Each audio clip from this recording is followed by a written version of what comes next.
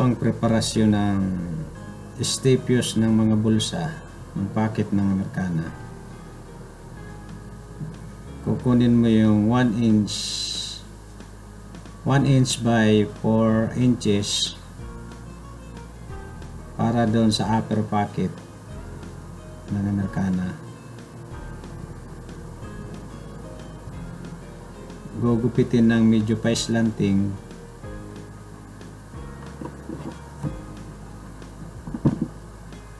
para akma siya pag ikinapit sa upper side ng Americana.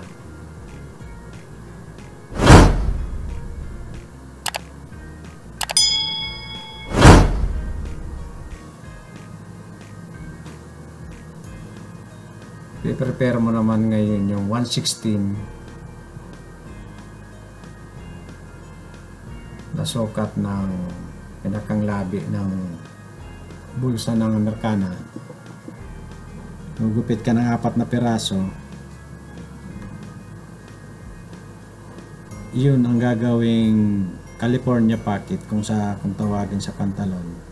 Ganon din ang bulsa ng Americana.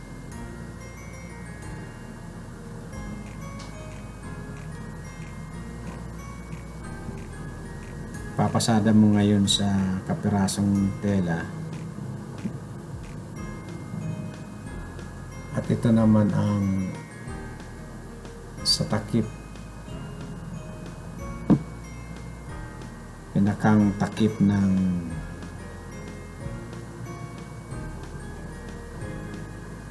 Americana. Guhitan para makita mo kapag pinasadaan siya. Kailangan malinaw ang pagkaguhit para pantay na pantay kapag ikinapit mo na dun sa pinakang bulsa.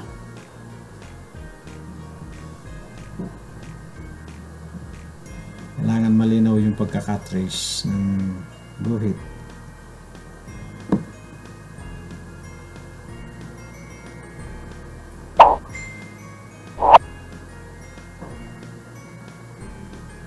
Papatong mo ngayon sa pinakang lining. Papasada ka muna sa bandang pinakalikod ng takip niya para hindi umuusli yung lining sa takip kapag nangyari. Medyo mag-a-allowance ng 1/4 na pasada sa may bandang likod ng takip.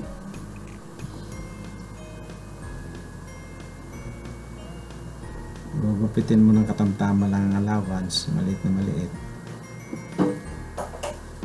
Medyo pasok ng 1/4 yung pinaka-lining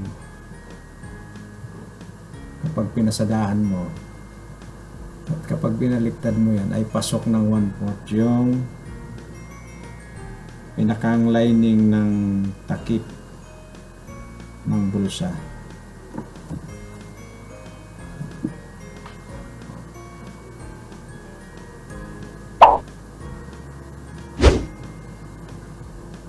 Maingat na pasadahan na medyo mabilog sa kabilang dulo ng takip ng bulsa. Tansyahin yung pinakang sukat sa isang lapad ng bulsa, ang entrada ng bulsa ng Americana.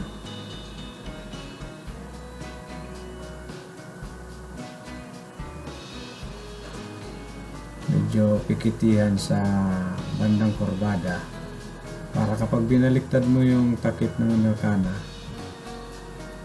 kuhang-kuha mo yung kurbada ng takip, wala siyang bumubukol-bukol. Ganon din sa kabilang bulsa, galawas ng 1/4 na alawas siya para kapag binaliktad mo yung takip ng bulsa, makikita mo pasok ng 1/4 yung allowance. May allowance na 1/4, pasok yung lining ng takip. Gupitin ng maingat. At pagkatapos ay lagyan ng pikiti yung pinakang kurbada niya para kapag binaliktad mo siya, kuha mo yung bilog na takip niya. Malinis kapag na pinanadya mo yung bulsa.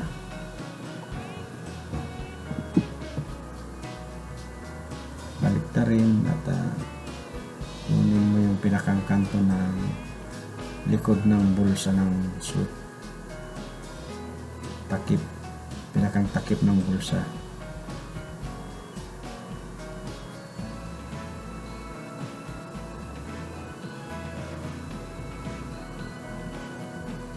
Saka mo ngayon ihihilba na yung bulsa. Parang pinaka-basting niya. Hindi siya gagalaw kapag pinanansya, pinasadahan. Maayos mong may kakapit sa bulsa ng Amerikana.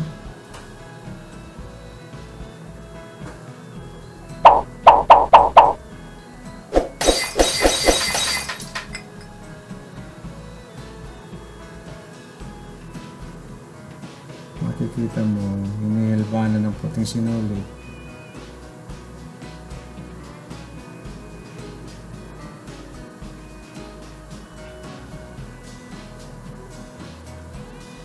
Para kapag pinasadahan, kapag pinansya, hindi siya gumagalaw. Makikita mong maayos na maayos yung pagkatahi. Lapat na lapat siya sa pinakabulsa ng Amerikana.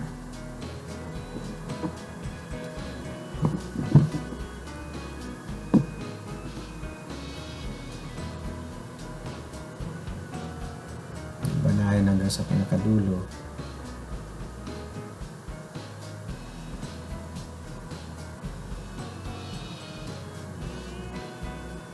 Kapag pinansya siya, hindi lumalabas, hindi lumalabi yung pinakang lining. Yan.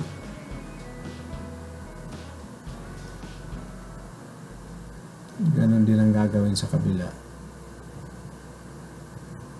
Kailangan praktisado ka sa paghilban.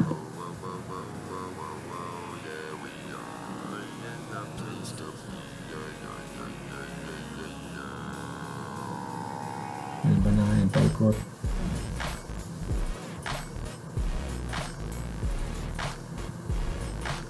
Para hindi siya makikita mo umiikot yung pinakang kurbada ng dulo ng takip ng bulsa.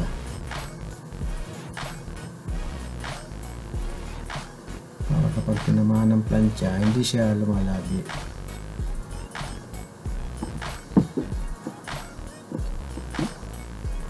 Hilbanahin paikot.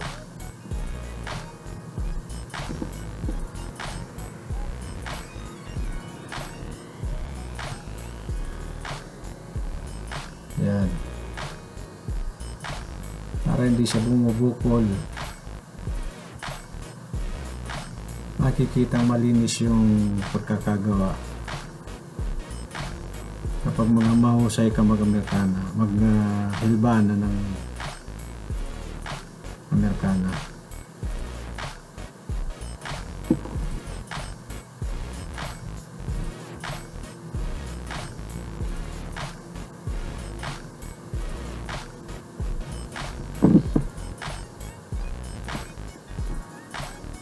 Susundan mo ngayon yung pinakaguhit ng takip. Pasadahan mo sa ibabaw. Para kapag plinansya, hindi siya gumagalaw.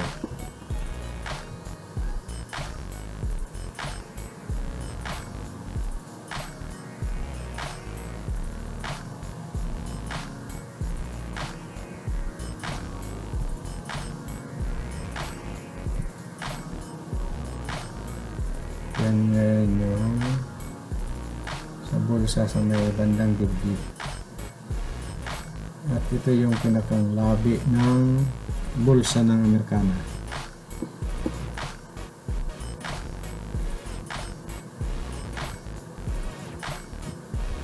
ididikit mo ngayon dyan yung patigas ng labi ng bulsa,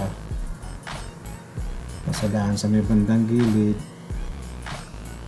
para hindi mahirap ikapit kapag gumagawa na ng bulsa ng Amerikana.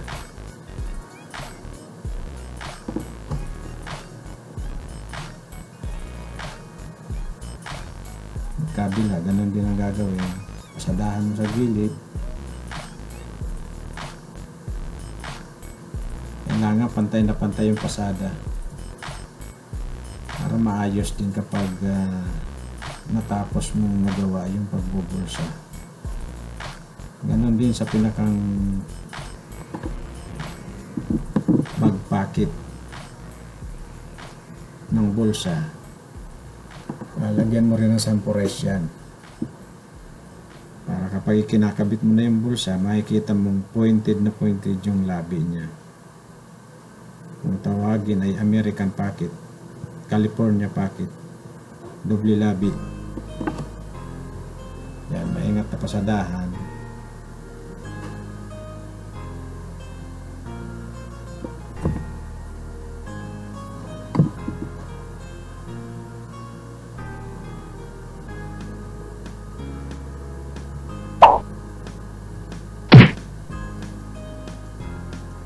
Ayun, pagkatapos na na-prepare yung sangkap sa pagbubulsa, pipikitihan mo ngayon yung pinakang harap na parts ng katawan ng Amerikana bilang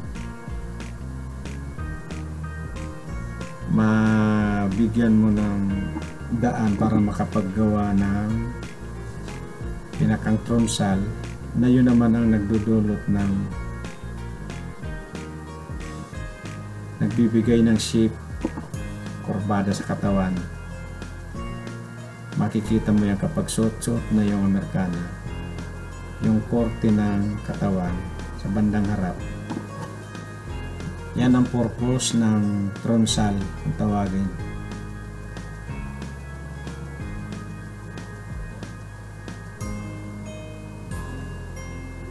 Stay nuts. Tapos yung pinagpikitihan, lalagyan mo ngayon ng staples para hindi siya gumagalaw kapag ipinasada mo na yung side part ng Amerikana. Yan, paplansyahan mo ngayon ng sampures na may pandikit, yung malambot na sampures. Paplansya mo ngayon yan dyan, patatamaan ng bulsa. Kailangan dikit na dikit siya. Kailangan dikit na dikit siya kapag kinapit mo na yung kabuuan ng sampures, hindi siya gumagalaw, wala siyang kumukulubot, makikita mo flat na flat. Plansyahin mo rin siya. Mamaya yung pinaka-tronsal na yun, mapaplat na siya.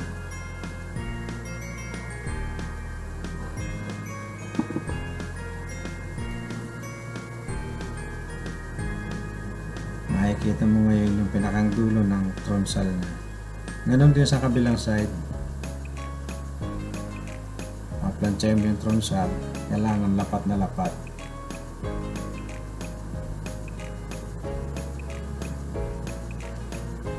I-sprayan mo ng tubig para flat na flat siya kapag plinansya. Yan. Lansyahin ng maayos, flat na flat para ma-flat. Yan ang nagbibigay ng matawaging pisil sa katawan para lumapat yung Amerikana. Kapag suot-suot na yung Amerikana, makikita mo yung forma.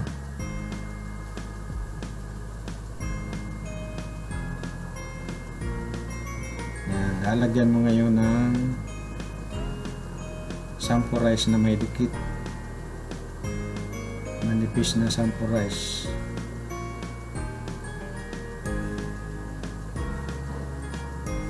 Para hindi humihiwalay. nilalagyan ng tronsal na ganun sa harap para makuha mo yung korte ng katawan sa may bandang side. Kaya plansyahin ng maayos yung sampurize. Kailangan dikit na dikit. Yan ang nagbibigay ng forma sa Amerikana kapag naiplansya yung sampurize. Manipis, staples na manipis. Kailangan lapat na lapat. Wala kang makikitang kulubot.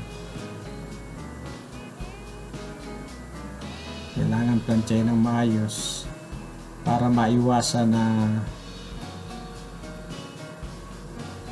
makikita mong flat na plansya. Hindi siya nagbabubbles. Kailangan flat na flat ang pagka-plansya.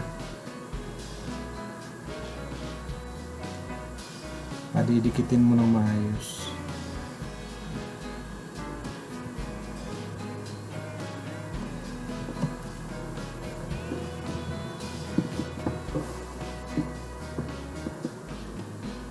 Yan ang pinakang purpose ng tronsal sa loob. Wala kang makikitang kulubot kapag yari na yung Amerikana. Plansyahin lang na maayos, flat na flat. At yung pinakang gilid ng mga pagpapasadahan, kailangan hindi tinatamaan yung staples.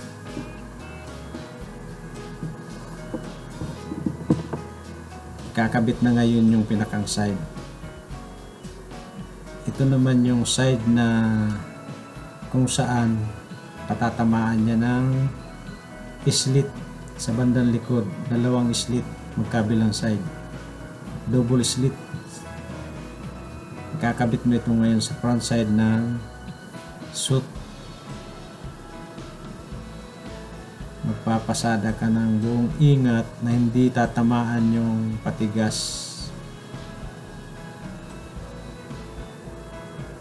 Kailangan mag-allowance ka ng 1/4 mula dun sa patatamaan ng pasada.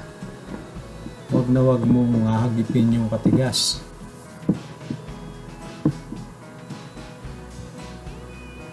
Para kapag plinansya, wala kang makikitang kulubot. Malinis na malinis.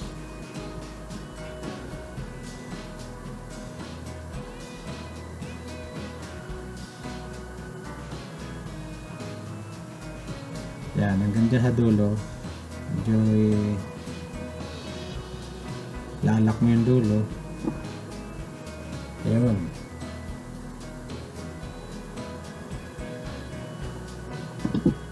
Kabilang side na lang ang kinuha. Ayan, paplansyahin mo ngayon itong pinakang takip ng bulsa. Medyo wag mong didikit na masyado yung lansya kasi baka dumikit yung lining. Ingat na plansyahin. Ayan.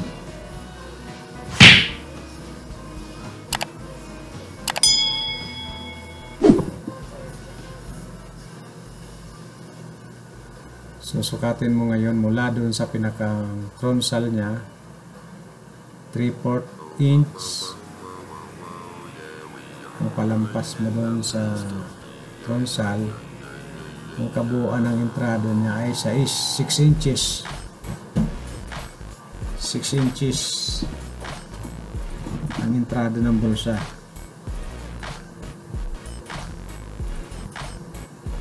Pwede mo na ngayong ikapit dyan yung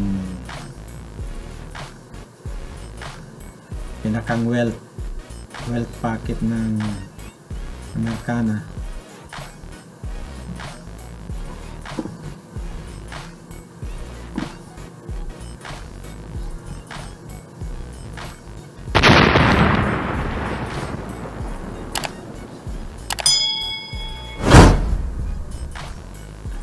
Sa may bandang gilid. Ayun, hindi na ipinakita yung pinakang kabuuan ng paggawa ng bulsa.